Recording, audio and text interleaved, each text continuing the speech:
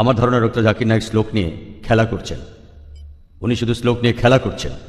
ইসলাম এই পৃথিবীর মানুষকে ভাগ করেছে দুই ভাগে, একটা হলো মুমিন, আরেকটা হলো কাফের। অবশ্যই আমরা ইসলাম ধর্মের এই কথাগুলো বিশ্বাস করি না, মানতেও পারি না। তাই ইসলাম ধর্ম যেভাবে আমাদের উপর সর্বজনীন ভ্রাতৃত্বকে চাপিয়ে দিচ্ছে, সেটা আসলে কখনোই সম্ভব না। ইসলাম মানুষের মধ্যে শুধু বিভেদ তৈরি করে। তাদের মধ্যেও আছে শিয়া, সুন্নি, এছাড়াও ইসলামে আরো 70টা গোত্র আছে। হ্যাঁ, আমি আমার প্রশ্ন করছি, সমস্যা ইসলাম এটা দিতে পারবে না। পৃথিবীতে একমাত্র হিন্দু ধর্মই আমাদের সর্বজনীন ভ্রাতৃত্ব উপহার দিতে পারবে। এক কাম সত্তা বিপ্র বহুদা ভেদান্তি, একটু আগে আপনি বললেন। ইসলাম এটা কোনোভাবেই মানে না। গরু হত্যা করছে, কাফির হত্যা করছে, তাদের সম্পত্তি কেড়ে নিচ্ছে, লুট, নারী নির্যাতন। ইসলামই বলে ভ্রাতৃত্ব তাহলে কিভাবে আসবে? আপনার মুখে ভ্রাতৃত্বের কথা আসলে শুধু শ্লোক নিয়ে খেলা করা। আপনি আসলে হিন্দু ধর্ম বলতে গিয়ে ইসলাম ধর্ম বলে ফেলেছেন। ভাই, আপনি বেশ কিছু মন্তব্য করেছেন। আর ইসলাম বলে ইন্নাল্লাহা মা'আস সাবিরিন, নিশ্চয়ই আল্লাহ তাদের সঙ্গে আছেন যারা ধৈর্যশীল। ভ্রাতৃত্ব বজায় রাখতে গেলে আপনাকে ধৈর্যশীল হতে হবে। ধৈর্যশীল যদি আমরা না হই, তাহলে ভাইয়ের সাথে ভাইয়ের যুদ্ধ লেগে যাবে। ইসলাম বলছে সূরা আল বাকারার 153 নম্বর আয়াতে আছে, ইন্নাল্লাহা মা'আস সাবিরিন, নিশ্চয়ই আল্লাহ ধৈর্যশীলদের সঙ্গে আছেন। আর ভ্রাতৃত্ব বজায় রাখতে চাইলে ধৈর্যশীল হতে হবে। আর আমি এখানে উপস্থিত গুরুজনদের শ্রদ্ধা করি। তিনি হয়তো হিন্দু ধর্ম সম্পর্কে ভালো জানেন, তবে দুঃখিত যে আমি তার সঙ্গে একমত নই। ইসলাম সম্পর্কে তার জ্ঞান কিছুটা কম। আর ওনার সাথে আমি একমত যে ইসলাম ধর্মে মানুষকে দুই ভাগে ভাগ করা হয়। একটা হলো যারা বিশ্বাসী মুমিন, আরেক দল হলো কাফির, উনি যেভাবে বললেন। আর প্রত্যেক ধর্মেই দুই প্রকার মানুষ আছে, এমনকি হিন্দু ধর্মেও হিন্দু আর অহিন্দু, খ্রিস্টান ধর্মে খ্রিস্টান আর অখ্রিস্টান, ইহুদি ধর্মে ইহুদি আর নন ইহুদি, ইসলামে মুসলমান আর অমুসলমান। তাহলে ইসলাম আলাদা হলো কি করে? আর আমি এখানে হিন্দু ধর্মের সমালোচনা করবো না, আমি সমালোচনা করবো না। কিন্তু আজকের এই লেকচারে আমি হিন্দু ধর্ম নিয়ে কথা বলবো, কারণ আমি বিভিন্ন ধর্মের একজন ছাত্র হিসাবে আমি বেদ পড়েছি, আমি উপনিষদ পড়েছি। তবে এখানে ছোট্ট একটা মন্তব্য করি। হিন্দু ধর্মগ্রন্থ বেদে আছে যে এই মানুষ জাতি সৃষ্টি হয়েছে সর্বশক্তিমান ঈশ্বরের 4টি অংশ থেকে। তার মাথা থেকে এসেছে ব্রাহ্মণ, বুক থেকে এসেছে ক্ষত্রিয়, আর উরু থেকে বৈশ্যরা ব্যবসায়ী জাত, আর পা থেকে শূদ্ররা বর্ণপ্রথা। আমি এটা নিয়ে মন্তব্য করতে আসিনি, আমি এটা চাই না। আমি চাই না হিন্দু ভাইদের মনে আঘাত দিতে। ইসলাম ধর্ম এটার অনুমতি দেয় না। আমি এসব নিয়ে মন্তব্য করছি না, কোনো ধর্মের সমালোচনা করছি না, আমি কারো সমালোচনা করছি না। আমি কথা বলছি না যে কোনো ধর্ম ভুল। তবে আপনি যদি ভালোভাবে বেদ পড়ে থাকেন, আপনি এখানে সবাইকে বলতে পারেন বেদে কথা বলে কিনা যে স্রষ্টার মাথা থেকে ব্রাহ্মণ এসেছে, তার বুক থেকে ক্ষত্রিয়রা এসেছে, উরু থেকে এসেছে বৈশ্যরা ব্যবসায়ী জাত, বিদ্বান গোত্র, যোদ্ধা গোত্র, ব্যবসায়ী গোত্র, শূদ্র। শূদ্ররা হলো সবচেয়ে নিম্নবর্ণ। আর ডক্টর আম্বেদকর এটা নিয়ে বই লিখেছেন, আমি সব খুলে বলছি না। হিন্দু ধর্ম আমি ভালোভাবে পড়েছি, আমি হিন্দু ধর্মের অনেক কিছু শ্রদ্ধা করি, বেশ কিছুর ব্যাপারে একমত নয়, এটা আমাকে আপনি বলতে বাধ্য করলেন। পবিত্র কোরআনে সূরা আনামের 108 নম্বর আয়াতে আছে, তাহাদিগকে গালি দিও না আল্লাহকে ছাড়িয়ে তাহারা যাহাদিগকে ডাকে, কেননা অজ্ঞানতাবশত তাহারা গালি দিবে আল্লাহ সুবহানাহু ওয়া তাআলাকে। এখানে আমি হিন্দু ধর্মের ভালো দিকগুলো নিয়ে বলেছি। কথাটা হলো তারা এক ঈশ্বরের ধারণায় বিশ্বাস করে। আপনার প্রশ্নের ব্যাপারে বলি যে আপনি বলেছেন মুসলিমরা তারা মানুষ খুন করে, এছাড়াও তারা হত্যা করে, আপনি বললেন গরু। ঠিক, আপনি কথা বলেছেন। এই সবগুলো অভিযোগের উত্তর দেওয়া দরকার, সময় এখানে কম, কয়েকটার উত্তর দিচ্ছি। অন্য কেউ প্রশ্ন করেন, আপনাদের সবার ভুল ধারণাগুলো আমি ভেঙে দেব, আমারও ভালো লাগবে। আর ভুল ধারণাগুলো ভাঙিয়ে দিলেই তারা ইসলামকে ভালোভাবে বুঝতে পারবে। এজন্য আমার লেকচারে সবসময় একটা প্রশ্নোত্তর পর্ব থাকে। আর আমরাও বলি যখন কেউ সমালোচনা করে আমারও ভালো লাগে। যত বেশি সমালোচনা হবে তত বেশি বোঝাতে পারবো, তত ভালো করে ইসলামকে বুঝতে পারবেন। আমি সেটাই করি। ইসলামও বলে সত্যকে ছড়িয়ে দিতে। হিকমার সাথে পবিত্র কোরআনে সূরা নেহালের 125 নম্বর আয়াতে আছে, উদু ইলা সাবিলি রাব্বিকা বিল হিকমা ওয়াল মাউযিতিল হাসনা ওয়াজাদিলুম বিল্লাতি আহসান। মানুষকে প্রতিপালকের পথে আহ্বান করো হিকমত আর সদুপদেশ দ্বারা, আর উহাদের সহিত তর্ক করবে সবচেয়ে উত্তম পন্থায়। যখন বলা হয় আমরা আমিষ খেতে পারবো কিনা, গরু ছাগল কোরবানি দেয় ইত্যাদি, আর অনেক অমুসলিমই বলবে মুসলমান আপনারা সবাই নিষ্ঠুর মানুষ, প্রাণী হত্যা করেন। ভাই, আপনাদের আমি বলি একজন মুসলমান খুব ভালো মুসলমান হতে পারে, এমনকি যদি সে পুরোপুরি ভেজিটেরিয়ান হয়। এটা বলা হয়নি যে আপনাকে অবশ্যই ভেজিটেরিয়ান হতে হবে ভালো মুসলিম হতে গেলে। কিন্তু পবিত্র কোরআনে অনেকবারই বলা হয়েছে যখন তুমি মাংস খেতে পারো তখন মাংস খাবে না কেন? পবিত্র কোরআনে সূরা মাইদার 1 নম্বর আয়াতে উল্লেখ আছে, বলা হয়েছে যে ইয়া আইয়ুহাল্লাযিনা আমানু, হে মুমিনগণ, তোমাদের অঙ্গীকার পূর্ণ করিবে, আর তোমাদের জন্য কিছু চতুষ্পদ প্রাণীকে হালাল করা হইয়াছে আর কিছু প্রাণী হারাম। পবিত্র কোরআনে সূরা নাহলের 5 নম্বর আয়াতে উল্লেখ আছে যে আল্লাহ চতুষ্পদ জন্তু সৃষ্টি করিয়াছেন যাহাতে তোমরা শীত নিবারণ করিতে পারো, এবং উহাতে বহু উপকার রহিয়াছে, এবং উহা হইতে তোমরা আহার করিয়া থাকো। পবিত্র কোরআনে সূরা মুমিনুনের 21 নম্বর আয়াতে উল্লেখ আছে তোমরা চতুষ্পদের মাংস আহার করিতে পারো। আমরা জানি যে আমিষে এখানে অনেক ডাক্তার আছেন, আমি একজন মেডিকেল ডাক্তার। এতে অনেক প্রোটিন আছে, প্রচুর আয়রন আছে, আর এগুলো খুবই সুস্বাদু। আর এইসব আমিষ জাতীয় খাবারে আপনি যে প্রোটিন পাবেন, এই পরিমাণ প্রোটিন আর কোথাও পাবেন না, আপনি পাবেন না। নিরামিষের মধ্যে সয়াবিনে আপনি সবচেয়ে বেশি প্রোটিন পাবেন, সেটাও আমিষের প্রোটিনের চেয়ে অনেক কম। আর এবার আমি গরু হত্যা নিয়ে কিছু কথা বলি। যদি হিন্দু ধর্মগ্রন্থগুলো পড়েন, আমি এখানে কোনো ধর্মের সমালোচনা করছি না, ভাই একটা প্রশ্ন করেছেন তাই আমাকে সত্য কথাটা বলতে হবে। হিন্দু ধর্মে আমিষ খাওয়ার অনুমতি দেওয়া হয়েছে। হিন্দু ধর্মগ্রন্থে দেখবেন সাধুসন্তরা আমিষ জাতীয় খাদ্য খায়, এমনকি গরুর মাংস।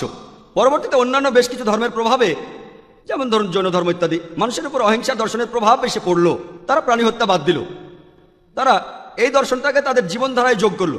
তবে ইসলাম ধর্ম প্রাণীদের অধিকারের কথা বলে থাকে। শুধু প্রাণীদের অধিকার নিয়ে আমি একটা লেকচার দিতে পারি। পবিত্র কোরআনে আছে, পশুর উপর বেশি বোঝা চাপিও না, তাদের প্রতি সদয় হও, তাদের খাদ্য দাও, কিন্তু প্রয়োজনে তোমরা তাদের মাংসও খাইতে পারো। আর যদি আপনি অন্যান্য ধর্মগুলো ভালোভাবে দেখেন, অনেকে আমিষ খেতে বারণ করেছে। এই দর্শনের ভিত্তিটা হলো এই যে আপনি প্রাণী হত্যা করবেন না, কারণ তাদের জীবন আছে, সে কারণে আমিষ খাওয়াটা অন্যায়। আমি এর সাথে একমত। যদি কোনো মানুষের পৃথিবীতে মানুষ হত্যা না করে থাকে, সেখানে আমিই থাকবো সবার উপরে। সর্বজনীন ভ্রাতৃত্ব হিন্দু ধর্মে আছে যে সব প্রাণী আপনার ভাই। প্রত্যেক প্রাণী, হোক সে সাপ, পাখি অথবা পতঙ্গ। আমি আপনাদের একটা প্রশ্ন করছি যে কোন মানুষটা হাজার হাজার ভাইকে না মেরেও 5 মিনিটের জন্য বেঁচে থাকতে পারে? এখানে যারা মেডিকেল সায়েন্স পড়েছেন তারা ভালো বুঝতে পারবেন যে আপনারা যখন নিঃশ্বাস নেন তখন আপনার শরীরে প্রচুর ময়লা জীবাণু ঢুকে, সেগুলোকে মেরে ফেলেন। তার অর্থ এই ধর্মে বাঁচার জন্য আপনার ভাইদের আপনি মেরে ফেলছেন। ইসলামের সর্বজনীন ভ্রাতৃত্ব বলে মানুষ জাতির প্রত্যেকেই আপনার ভাই। বিশ্বাসের ভ্রাতৃত্বে প্রত্যেক মুসলমানই ভাই ভাই, প্রত্যেক প্রাণীই আমার ভাই নয়।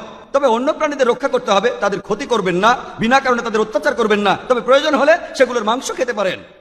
ইসলামের সর্বজনীন ভ্রাতৃত্ব বলে মানুষ জাতির প্রত্যেকেই আপনার ভাই। বিশ্বাসের ভ্রাতৃত্বে প্রত্যেক মুসলমানই ভাই ভাই, প্রত্যেক প্রাণীই আমার ভাই নয়। তবে অন্য প্রাণীদের রক্ষা করতে হবে, তাদের ক্ষতি করবেন না, বিনা কারণে তাদের অত্যাচার করবেন না, তবে প্রয়োজন হলে সেগুলোর মাংস খেতে পারেন। তাই যে দর্শন বলে আমিষ খাবার খাওয়া অন্যায়, কারণ এখানে আপনি প্রাণী হত্যা করছেন, বিজ্ঞান প্রমাণ করেছে, এমনকি গাছপালারও জীবন আছে, আপনারা জানেন। তাই একথা এখানে খাটছে না যে প্রাণী হত্যা করা অন্যায়।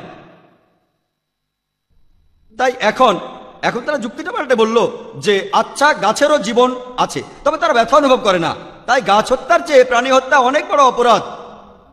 আর আজকের দিনে বিজ্ঞান উন্নত হয়েছে, আমরা জানি গাছও ব্যথা অনুভব করে, এমনকি গাছও কাঁদতে পারে, গাছেরও ভালো লাগতে পারে। তাই গাছ ব্যথা অনুভব করে না, এটা টিকলো না। এখানে ব্যাপারটা হলো যে গাছের কান্না মানুষ শুনতে পায় না, কারণ মানুষ কানে যে শব্দ শোনে সেটা সীমা 20 সাইকেল পার সেকেন্ড থেকে 20,000 সাইকেল পার সেকেন্ড। এই সীমার মধ্যে কিছু হলে মানুষ সেটা শুনতে পায়, এই সীমার নিচে বা উপরে মানুষ কিছু শুনতে পায় না। যেমন ধরুন কেউ যদি ডগ হুইসেল বাজায়, ডগ হুইসেল চেনেন, যেটাকে বলে সাইলেন্ট ডগ হুইসেল। যখন কেউ এই হুইসেল বাজায়, এটা সীমা হচ্ছে 20,000 সাইকেল পার সেকেন্ডের উপরে, 40,000 সাইকেল পার সেকেন্ডের নিচে। কুকুর 40,000 সাইকেল পার সেকেন্ড পর্যন্ত শুনতে পায়। তাই কেউ যদি হুইসেল বাজায়, কুকুর হুইসেলটা শুনতে পারে কিন্তু মানুষ শুনতে পায় না, এটাকে বলা হয় সাইলেন্ট ডগ হুইসেল। একইভাবে গাছপালার যে কান্নাকাটি আমরা মানুষরা কিছুই শুনতে পাই না, তবে গাছও কাঁদে, তারাও ব্যথা অনুভব করে। আমাদের একজন ভাই বললেন, যিনি বিষয়টা নিয়ে বেশ তর্ক করছিলেন, আর আমাকে বললেন, ভাই জাকির, আপনার কথা আমি মেনে নিলাম যে গাছপালারও জীবন আছে, তারাও ব্যথা অনুভব করে, তবে আপনি কি জানেন যে গাছের 2টো ইন্দ্রিয় কম আছে, তাদের 3টা ইন্দ্রিয় আছে, পশু পাখির ইন্দ্রিয় আছে 5টি। তাই গাছপালা হত্যার চেয়ে পশু হত্যা করা অনেক বড় অন্যায়। আমি তাকে বললাম যে ভাই, ধরুন আপনার একজন ছোট ভাই আছে, সে ছোটবেলা থেকে বোবা আর কালা, 2টো ইন্দ্রিয় কম। সে বড় হওয়ার পরে কেউ একজন তাকে খুন করে ফেললো, আপনি কি বিচারককে বলবেন, ও মাই লর্ড, এই খুনিকে কম শাস্তি দিন কারণ আমার ভাইয়ের 2টো ইন্দ্রিয় কম ছিল? এই কথাই বলবেন? আপনি বলবেন, ও মাই লর্ড, তাকে দ্বিগুণ শাস্তি দিন কারণ সে একজন নিষ্পাপ মানুষকে হত্যা করেছে। তাই ইসলামে এটা কোনো যুক্তি নয় যে 2টো বা 3টা ইন্দ্রিয়। পবিত্র কোরআনে সূরা বাকারার 168 নম্বর আয়াতে আছে, যে বৈধ খাদ্যবস্তু আছে তাহা তোমরা আহার করো। তার অর্থ যেগুলো বৈধ আর হালাল খাবার সেগুলো খেতে পারো। আর এ কারণে আপনারা দেখতে পাবেন যে গবাদি পশু, আল্লাহ সুবহানাহু ওয়া তাআলার ইচ্ছায় গবাদি পশু বংশ বিস্তার করে বেশ তাড়াতাড়ি, মানুষ এবং অন্যান্য পশুর তুলনায় বেশ তাড়াতাড়ি দ্রুত বংশ বিস্তার করে। যদি আপনার কথা মেনে নেই যে মানুষ কোনো গবাদি পশু খাবে না, তাহলে পৃথিবীতে গবাদি পশুর পরিমাণ অনেক বেড়ে যাবে, অনেক বাড়বে। আর বললেন গরু হত্যা করা, এ নিয়ে বই লিখেছেন মৌলানা আব্দুল করিম পারেক। গো হত্যা, গরু কোরবানি কে জন্য দায়ী? যদি ভালোভাবে দেখেন, যারা চামড়া নিয়ে ব্যবসা করে, গরুর চামড়া, মুসলিম অমুসলিম উভয়ই আছে, চামড়া, গরুর চামড়া, তারা এটা করে। তাই এটা থেকে যারা উপকার পাচ্ছে এই গোহত্যা থেকে, তাদের মধ্যে মুসলিমদের চেয়ে অমুসলিমরাই বেশি। তাই যদি ইতিহাস ভালোভাবে জানেন আর যুক্তিও ভালোভাবে বোঝেন, আমরা জানি আল্লাহ বলেছেন যে বৈধ খাদ্যবস্তু আছে তাহা তোমরা আহার করো, যদি এটা খান এতে কোনো সমস্যা নেই। এছাড়াও যদি ভালোভাবে দেখেন তৃণভোজী প্রাণীর দাঁতগুলো যদি দেখেন, গরু, ছাগল, ভেড়া তারা শুধু শাকসবজি খায়, তাদের দাঁতগুলো সব সমান। যদি আপনারা মাংসাশী প্রাণীর দাঁতগুলো ভালোভাবে খেয়াল করেন, সিংহ, বাঘ, চিতাবাঘ তাদের দাঁতগুলো খুব সুচালো, তারা শুধু মাছ মাংস খায়। যদি আপনি মানুষের দাঁত দেখেন, আয়নায় আপনার নিজের দাঁত দেখতে পারেন, আমাদের সুচালো দাঁত আছে, সমান দাঁতও আছে। যদি সর্বশক্তিমান ঈশ্বর আমাদের শুধু নিরামিষ খেতে বলতেন, তাহলে আমাদের সুচালো দাঁত দিলেন কেন? কেন? আমিষ খাওয়ার জন্য। যদি আপনারা তৃণভোজী প্রাণীদের পরিপাকতন্ত্র ভালোভাবে খেয়াল করেন, গরু, ছাগল, ভেড়া তাদের পরিপাকতন্ত্র শুধু নিরামিষই হজম করতে পারে। মাংসাশী প্রাণীগুলোর পরিপাকতন্ত্র, বাঘ, সিংহ, চিতাবাঘ তারা শুধুমাত্র আমিষ হজম করতে পারে। আর আমাদের মানুষের পরিপাকতন্ত্র আমিষ নিরামিষ দুটোই হজম করতে পারে। যদি সর্বশক্তিমান ঈশ্বর আমাদের শুধু নিরামিষই খেতে বলতেন, তাহলে কেন এমন পরিপাকতন্ত্র দিলেন যেটা আমিষ নিরামিষ দুটোই হজম করতে পারে? তাই বিজ্ঞান নিয়ে যদি পরীক্ষা করেন, সৃষ্টিকর্তা আমাদের আমিষ নিরামিষ দুটোই খাওয়ার অনুমতি দিয়েছেন। আশা করি উত্তরটা পেয়েছেন। যদি আপনার অন্য কোনো প্রশ্ন, কোনো ভুল ধারণা থাকে, আমি আনন্দের সাথে তার উত্তর দেব। একবারে একটা ধারণা বলবেন যাতে আমি তা দূর করার সময় পাই। আপনাকে ধন্যবাদ।